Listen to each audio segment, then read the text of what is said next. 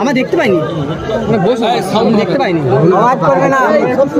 আসসালামু আলাইকুম ওয়া রাহমাতুল্লাহি ওয়া বারাকাতুহু। দীর্ঘক্ষণ ধরে আপনারা এই গরমের মধ্যে